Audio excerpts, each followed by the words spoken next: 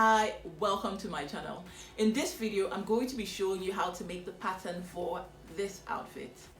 In the intro of my contouring video, I mentioned that I was going to film the process of making the top I wore, which I saw on Pinterest, as part of a two-piece series. So I am very pleased to be showing you this process in this diary entry. The skirt is my interpretation of this skirt which I saw on Pinterest, and what I've done is that I've gone ahead and added fullness at the bottom of my pattern. I hope my sketch is clear enough for you to see that. So in this video, I'm going to be showing you how to make the pattern for this complete outfit, which is essentially a halter crop top and a skirt.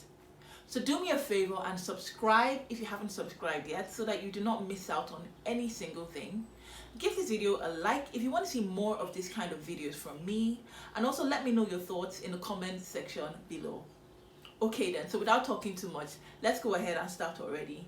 My name is Ijoma and welcome to my sewing diary.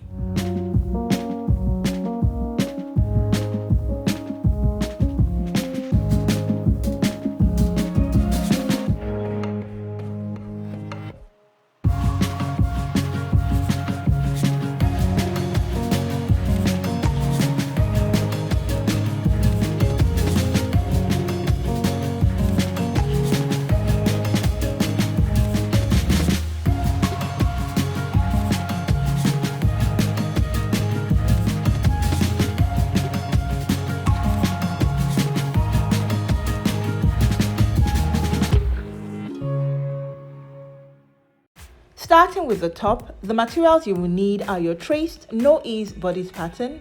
You'll also need your curved ruler, gum or masking tape, tracer wheel, pins, short ruler, marker, pen or pencil, owl or office pin, paper, scissors, and measuring tape. In addition to this, to make the skirt, you'll need your traced back skirt pattern, your traced front skirt pattern on fold. You'll also need your long ruler and extra pattern paper for the top and skirt. I'll leave the full list as well as links to all associated videos in the description box below. We'll be starting with the halter crop top. So first of all, measure the length of your back neckline and note down. So if I were to make the top as in the original picture, I would have gone up 2 inches from the waist of the front pattern and then connected this point to the waist at the side with my curved ruler. So you can do this if you want to stick to the original picture, and then follow every other step that does not include lengthening the bodice. In my case, I wanted mine with more coverage at the waist, so I'll be going down 1 inch from the waist of both front and back patterns, and then rule this across the front and back patterns respectively, and then separate pattern pieces. On the front pattern piece, measure the length of your halter from the center waist dart at your new hem to your neck point like so, and note down. Draw your bust radius round your bust point with your owl or office pin and marker, and then extend your waist center dart line upwards in a straight line, and also extend your side line upwards like so from the bottom armhole.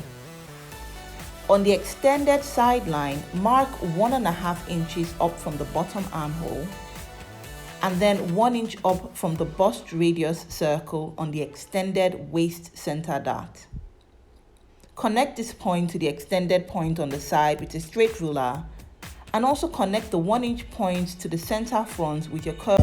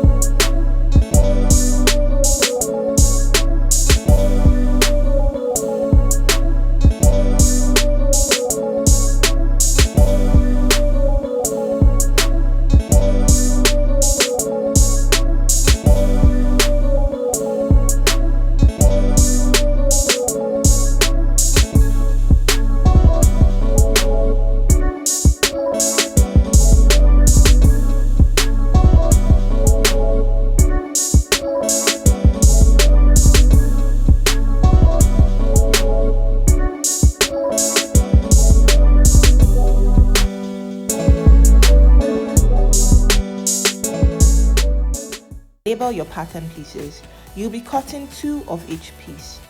Also note down your back neck earlier recorded on one of the pattern pieces for reference. To create the halter piece, add your halter length and back neck length together and then subtract 4 inches from your addition.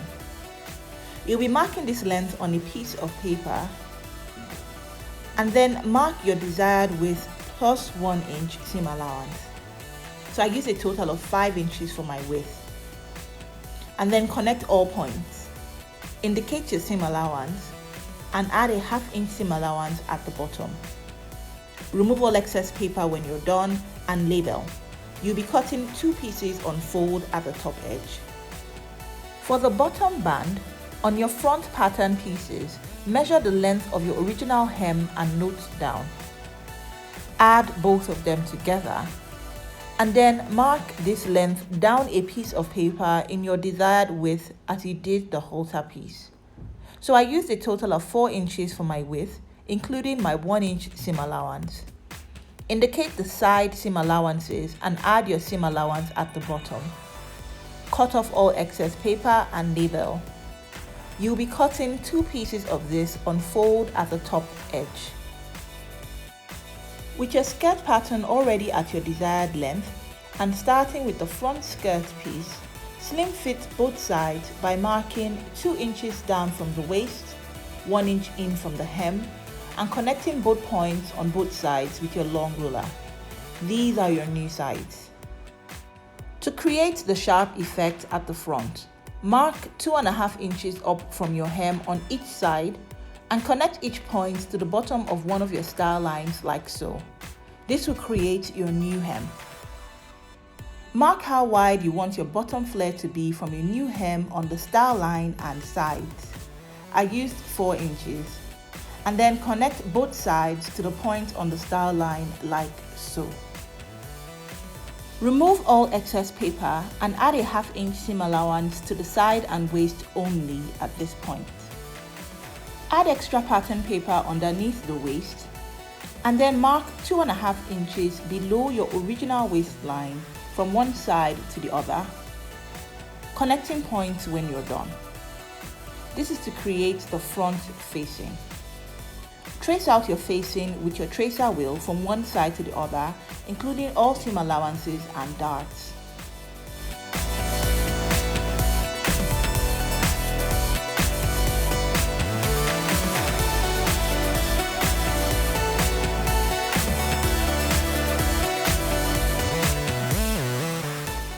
Outline your puncture holes and remove all excess paper.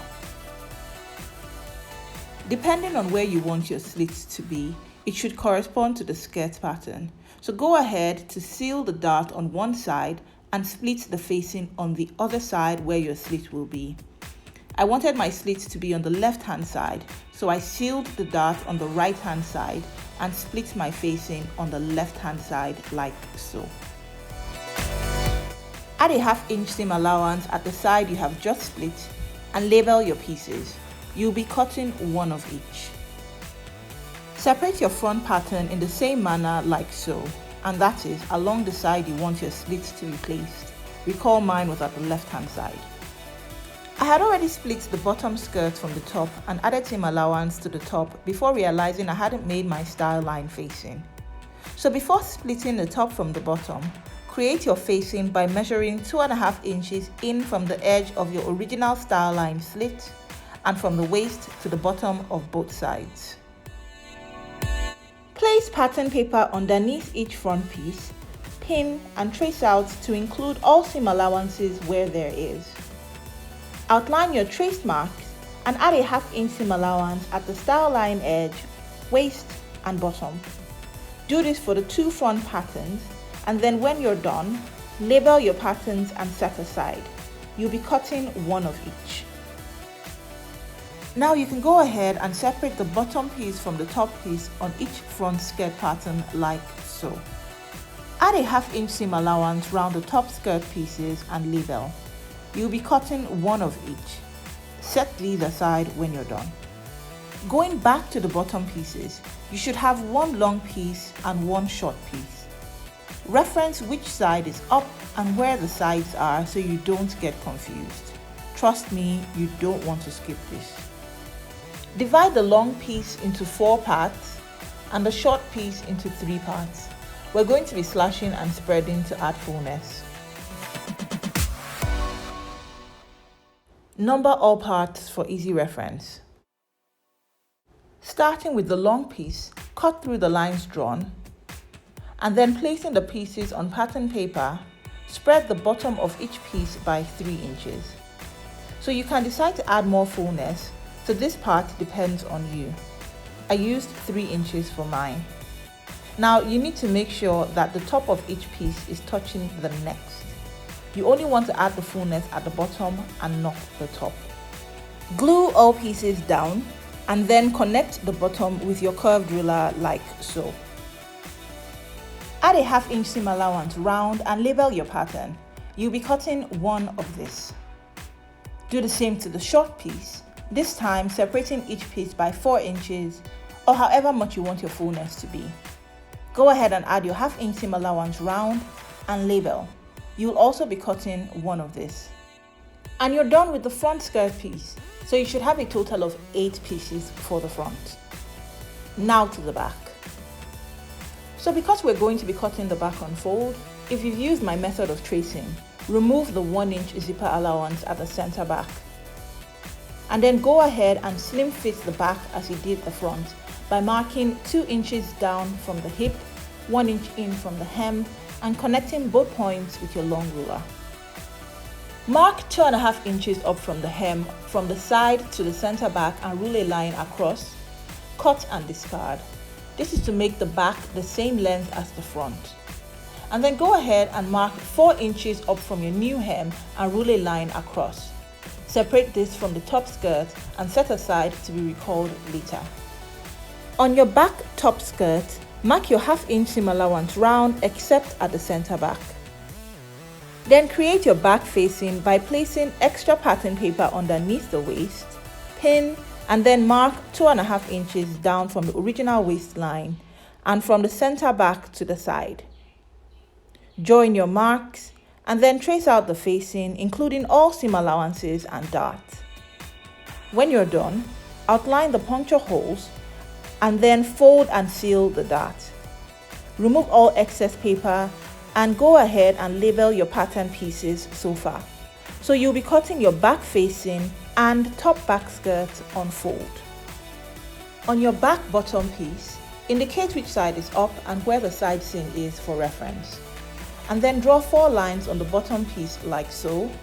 Split the pieces, spread out on fresh pattern paper like you did the front, and then separate the pieces by the amount of fullness you want. I used 3.5 inches for mine. Join the bottom with your curved ruler, and then go ahead and add your 1/2 inch seam allowance round and label. You'll be cutting your back bottom piece on fold at the center back. And you're done! Right now you have quite an interesting set of pattern pieces, and I can't wait to make this outfit. I'll be sewing this together next week, so this gives you enough time to grab your fabrics. Don't forget to subscribe so you don't miss out. Also go ahead and click on the like button if you've enjoyed the video, and let me know if you have any questions whatsoever in the comment section below. So until next time, see you later. Bye!